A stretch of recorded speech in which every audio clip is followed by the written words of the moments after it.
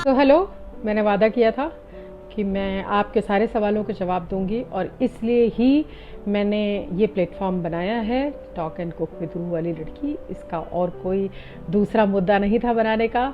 तो फिलहाल हम कुकिंग कर रहे थे, टॉक करने का टाइम आ गया। तो आज के जितने भी सवाल हैं मैं 1 बाय 1 सारे सवालों के जवाब दूंगी और इसके बाद हर वीक एक सेशन होगा और हर वीक आपके सवालों में से चंद सवाल मैं अपने वक्त के हिसाब से कोशिश करूंगी कि चुन के उनके जवाब दे सकूं। तो चलिए शुरू करते हैं आज का सवाल और जवाब। उम्मीद करती हूँ आप ठीक होंगी, हालांकि मुझे आपके सवाल से लगा नहीं कि आप ठीक है। तो आज का पहला सवाल मैं आपका ले रही हूँ। तो हिना,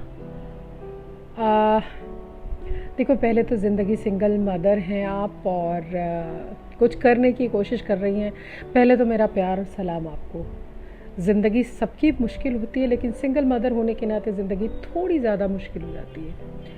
तो आपका जो प्रॉब्लम है, मुझे लगता है कि जो शॉपकीपर है उसकी नीयत अब ठीक नहीं है, क्योंकि अगर उसने आपको चेक दिया और फिर चेक को रोका और फिर चेक को स्टॉप पेमेंट करा दिया और अब आपको थ्रेटनिंग दे रहा है, तो मुझे लगता है कि उसका इंटेंशन आपके पैसे वापस लौटाने का नहीं है। इन दिस केस आप पुलिस स्टेशन भी गई। मुझे पहले तो आपने ये डिटेल नहीं बताया कि पुलिस ने आपको क्या बोला, कोई हेल्प हुई या नहीं हुई। एनीवे, मुझे लगता है कि शायद आपके लिए पुलिस कोर्ट कचहरी अकेले करना बहुत मुश्किल होगा और मैं आपको यहाँ पर एक डिटेल अभी मेंशन ये कर रही हूँ। आप सिर्फ एक काम करिए, इस नंबर पे कॉल करिए या इस एड्रेस पे, क्योंकि आप यहीं रहती हैं पास में, आप इस एड्रेस पे जाइए। आप मेरा रेफरेंस भी दे सकती हैं और ये हिंदुस्तान का जाना माना बहुत बड़ा NGOs है जो महिलाओं को बहुत सपोर्ट करता है। आपकी प्रॉब्लम जेन्युइन है, आपके पास डॉक्यूमेंट्स हैं, आपके पास मैसेजेस हैं, आपके पास सारी वो चीज़ें हैं जिससे ये साबित हो जाएगा। तो प्रोबेबली वो आदमी शायद आपको कोर्ट कचहरी तक ले भी नहीं जाएगा, क्योंकि जब इंसान को ये लगता है कि ये अकेली औरत है, एक बच्चा है, कुछ करेगी नहीं, तो वो धमकी आसानी से नहीं लेता। बट अब एक NGO जब आपको सपोर्ट करेगा तो हो सकता है 2-4 फ़ोन कॉल्स के थ्रू ही आपका काम हो जाए। तो ये मैं आपको मेंशन कर रही हूँ और मैं उम्मीद करती हूँ कि आपकी प्रॉब्लम सॉल्व होगी। अगर नहीं सॉल्व होगी तो मैं यहीं मिलूँगी, आप दोबारा मुझे ईमेल करिएगा, हम आगे की रास्ता तय करेंगे, आगे की लड़ाई भी लड़ सकते हैं, तो कोई प्रॉब्लम नहीं। शुक्रिया, दुआ में हमेशा याद रखिए। दूसरा सवाल कोड में आया है और कोड है Q17। आपने जो पूछा है बहुत कॉमन सवाल है, बहुत सारे लोग पूछते हैं और मुझे लगता है दुनिया में सबसे बड़ा दर्द अगर कोई है तो वो है प्यार में मिलने वाला दर्द।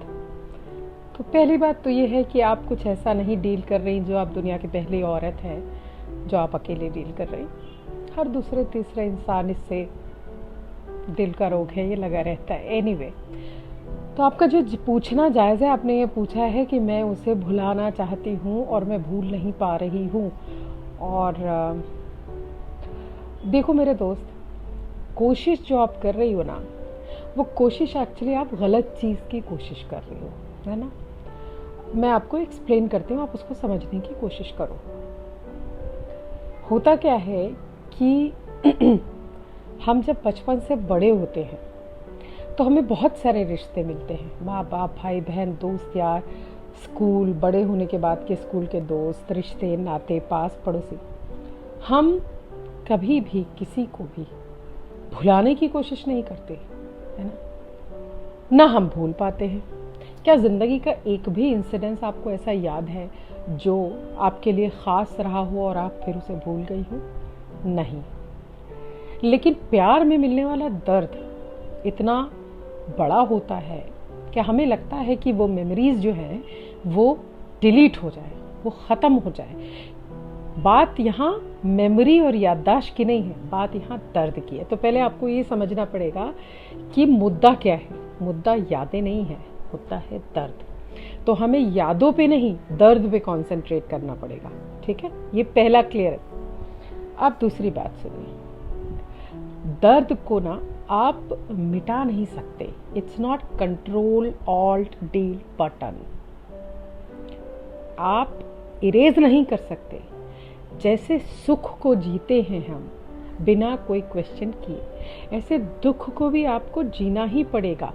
आपके पास ना इसके लिए कोई स्केप नहीं है, यू कांट रन अवे, आप भाग नहीं सकते। और तकलीफ सिर्फ उन्हीं लोगों को होती है जो दुख से भागने की कोशिश करते हैं, क्योंकि जब आप भागते हैं तो वो दुख आपका और पीछा करता है।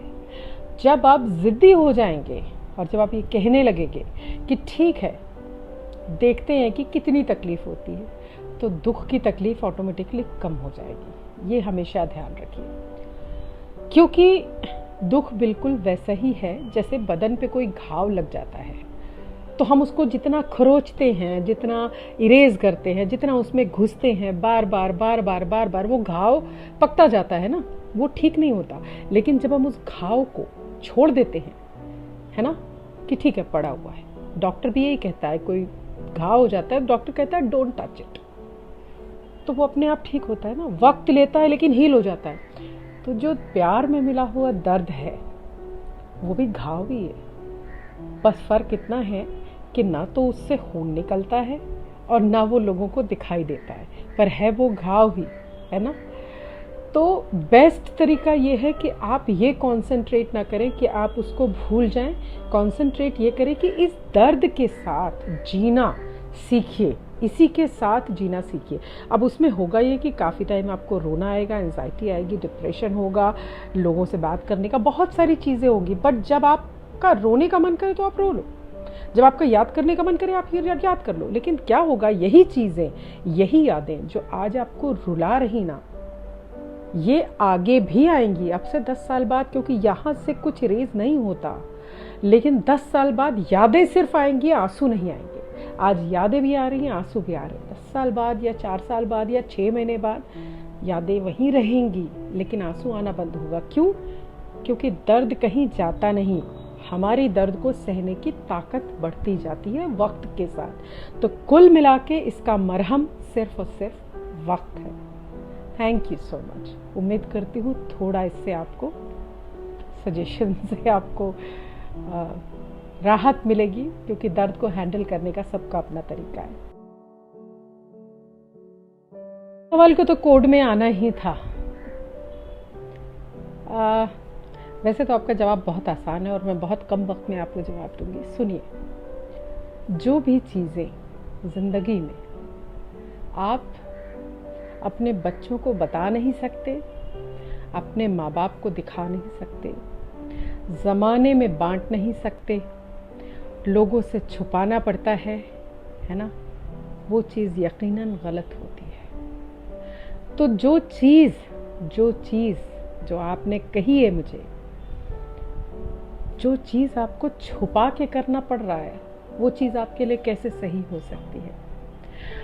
चलिए, ये तो मेरा ओपिनियन है, लेकिन आपके सवाल का जवाब देना तो मुझे बनता ही है। देखिए, मैं नहीं कहती कि पोस्ट मैरिटल अफेयर गलत होते हैं, उनको करने का तरीका गलत होता है, ये मेरा ओपिनियन है। और कैसे, मैं बताती हूँ। शादी के बाद प्यार हो जाना कोई गुनाह नहीं है।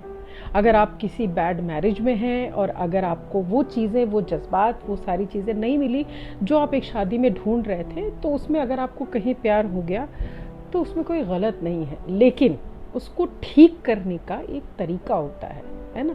और वो तरीका ये है कि आप आज अपने हस्बैंड और अपने बच्चों से छुप के इस अफेयर में हैं और आप चाहती हैं कि ये अफेयर इसी तरीके आप मेंटेन करके रखें। ये पूरा प्रोसेस गलत है, क्योंकि जिस दिन आपकी ये जानकारी आपके परिवार को, स्पेशली आपके बच्चों को होगी, एक माँ होने के नाते आप अपने बच्चों की नज़र में गिर जाएंगी। मैं बाकी लोगों की बातें नहीं जानती, और एक माँ का अपने बच्चों की नज़र में गिर जाना मेरे ख्याल से क़यामत आने से थोड़ा कम ही होता है।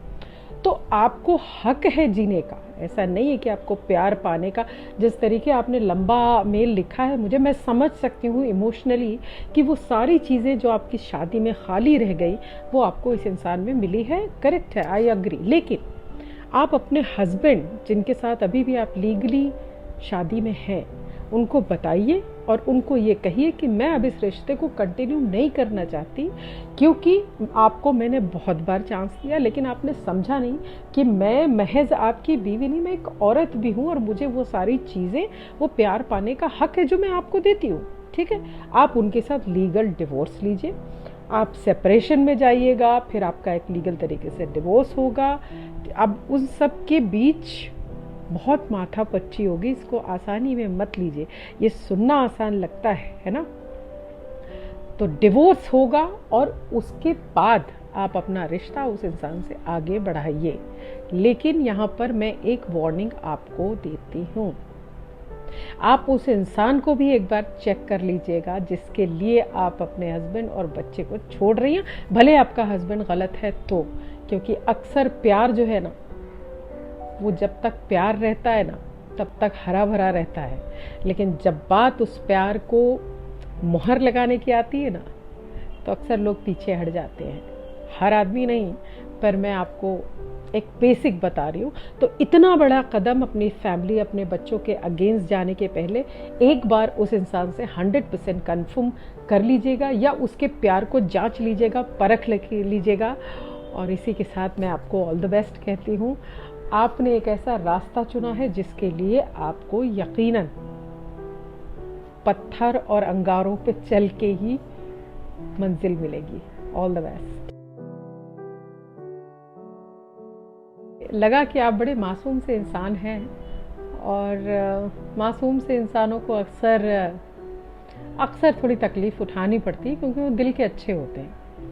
तो मैं कभी नहीं कहूँगी कि आप किसी भी कड़वे एक्सपीरियंस या किसी भी बिटर बात के लिए अपना इनोसेंस खोइएगा, क्योंकि दुनिया हमेशा बुरे लोगों से नहीं भरी होती। कभी कभी जब आप डिज़र्व करते हैं, जब सही वक्त होता है और कोई अच्छा इंसान मिलता है तो वो आपकी अच्छाई को भी पहचानता है ना।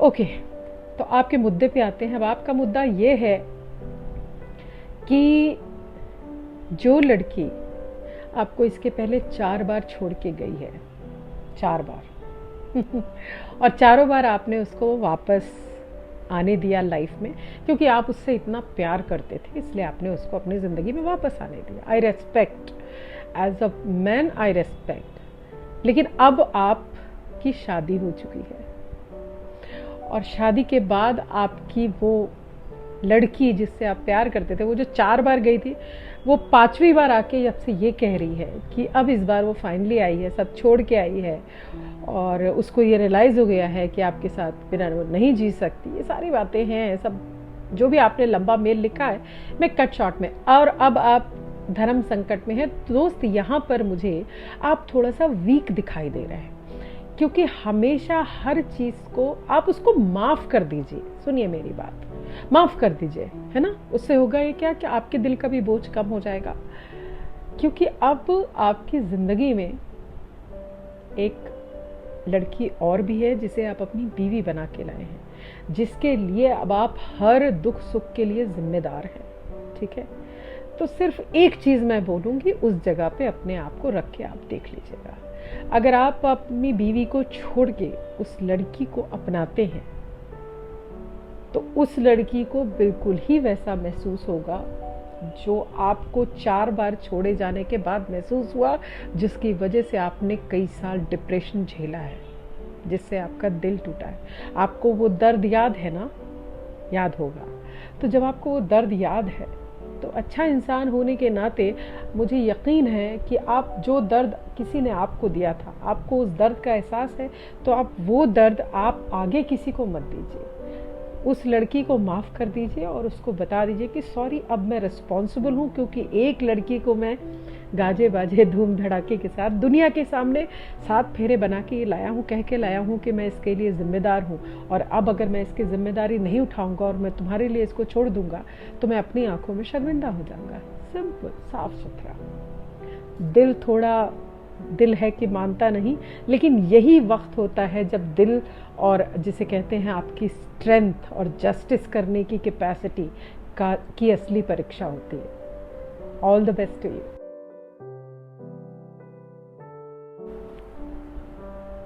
ओके शीतल, आपने पूछा है, आपका डिवोर्स हो चुका है, 3 साल हो गए हैं, कोर्ट से आपके बच्चों के लिए कस्टडी आपको मिली थी, लेकिन आपके हस्बैंड को भी मंथली खर्चा देना था जो वो नहीं देते।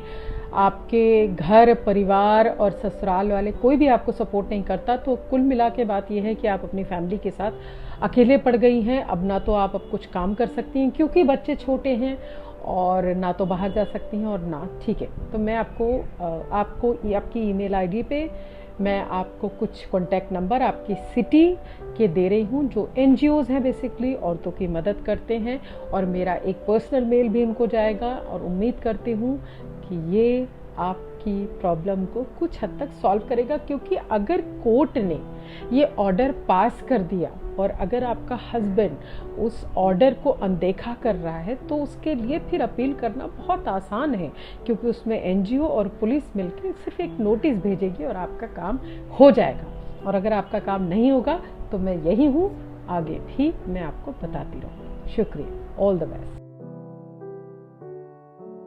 हेलो शैलेश, आपका सवाल बड़ा दिल को छू गया। सुनिए, पहले तो ये है कि मेरी सारी सिंपैथी तो मैं नहीं कहूँगी, पर मैं आपको महसूस कर सकती हूँ, ठीक है। इतने साल का प्यार था, और प्यार एक्चुअली अगर सच्चा होता है तो कितना साल का हो या महीनों का हो, तकलीफ वो उतनी ही देता है, ठीक है। अब आपसे वो ब्रेकअप हैंडल नहीं हो रहा है। पहले तो आपको ना इस दर्द को समझना पड़ेगा, इस पेन को समझना पड़ेगा। इस पेन को हैंडल, कहते हैं ना कि दवा उस चीज़ की जाती है जब आपको बीमारी समझ में आए, है ना। तो पहले तो आपको इसको पेन को समझना पड़ेगा। Now this is emotional pain, emotional pain, है ना। दिखता नहीं, किसी को नहीं दिखेगा दुनिया में, है ना। अब जैसे मैं आपको एक चीज़ बताती हूँ कि आपकी शरीर का कोई हिस्सा है अगर, और वो हिस्से से तो आपको बहुत प्यार है ना, क्योंकि आप उससे काम लेते, कुछ भी हो सकता है, आँख नाक कान हाथ कुछ भी हो सकता है। तो आपको कभी ये अंदाज़ा थोड़ी ना रहता है कि वो हिस्सा आपको ज़िंदगी में एक दिन छोड़ के चला जाएगा, क्योंकि आप तो उसके लिए यूज्ड टू हो जाते हैं ना। वो तो आपके पार्ट का, आपकी लाइफ का, आपकी हर चीज़ का हिस्सा है। फिर एक दिन अगर आपको डॉक्टर कहता है कि ये आपको काटना पड़ेगा, या हो सकता है कोई आपको इसको काट के चला जाए, तो वो जो दर्द है, ये जब आपको दर्द होगा, है ना, तो जो इंसान आपके दिल में बसा होता है, आपकी ज़िंदगी में बसा होता है, जिसके साथ आपके बहुत तेरे सपने होते हैं, जिसके साथ एक पूरी ज़िंदगी की प्लानिंग होती है, वो बिल्कुल आपके जिस्म के किसी हिस्से के जैसा होता है। जो कट जाता है तो तकलीफ़ उतनी ही होती है जितना जिस्म के किसी हिस्से के कट जाने से होता है। लेकिन सबसे अफसोसजनक बात यह है कि दिल का ज़ख्म या इमोशनल पेन ना तो दिखता है, ना उसमें से खून रिसता है, और ना तो वो चीख, वो दर्द किसी को सुनाई देता है। ज़रा सा पैर में हाथ में चोट लग जाती है तो पूरी सोसाइटी, घर वाले, माँ बाप सब प्लास्टर बंधवा के लाके बेड पे लिटा देते हैं और कहते हैं आराम करो, तुम्हें हेल्प भी करेंगे, मेंटल सपोर्ट भी करते हैं, दोस्त यार सब होते हैं, सब कुछ होता है ना। लेकिन जो सबसे बड़ी चोट लगती है, जो दिखती नहीं है, उसके बाद क्या करते हैं लोग कि सीधा सलाह, 90% ऑफ पीपल, मैं सबको नहीं कह रही हूँ, बट 90% ऑफ पीपल सलाह देने आगे आ जाते हैं कि तुम्हारी गलती थी, तुमको उस पर भरोसा नहीं करना चाहिए था, ऐसा नहीं वैसा नहीं वैसा नहीं। इसमें ना बहुत हद तक जिम्मेदार हमारे आसपास के लोगों को भी होना चाहिए। और मैं ये अपील करूंगी लोगों से कि अगर आप किसी ऐसे इंसान को जानो जो किसी ब्रेकअप से या दिल टूटने से गुजर रहा है, तो उसको महज इसलिए मत लो कि ठीक है प्यार हुआ था यार, छोड़ गई लड़की। ऐसा नहीं होता। छोड़ गई, टूट गया, अब टूट गया तो एक चीज टूटी है, एक दिल टूटा, एक रिश्ता टूटा, एक भरोसा टूटा है। प्यार सिर्फ टूटने के पीछे ना कई सारे ख्वाब टूटते हैं, कई सारे फेथ टूटते हैं, कई सारे लोगों के ऊपर से, आने वाले कई नए लोगों के ऊपर से भरोसे टूट जाते हैं, तो उस इंसान को थोड़ा स्पेस दो। अगर उसको कुछ और नहीं चाहिए, उसको कांधा दो अपना, सिर्फ हो सकता है थोड़ी टाइम रोएगा वो, उसको थोड़ा वक्त के उसके साथ चलते रहो, तो थोड़ा वक्त आगे आते आते आते आते आते आते उसको सिर्फ और सिर्फ इस वक्त प्यार की जरूरत है। क्योंकि एक बात मैं आपको बोलूंगी, प्यार में लगे हुए किसी भी घाव का जो मरहम है ना, दवा है ना, वो प्यार ही है, और उसका कोई दूसरा मरहम होता नहीं। कभी भी देख लो आप। इसीलिए जब किसी का ब्रेकअप होता है और उसकी ज़िंदगी में अगर कोई दूसरा इंसान आ जाता है, तो उस इंसान के लिए मूव ऑन करना थोड़ा आसान हो जाता है।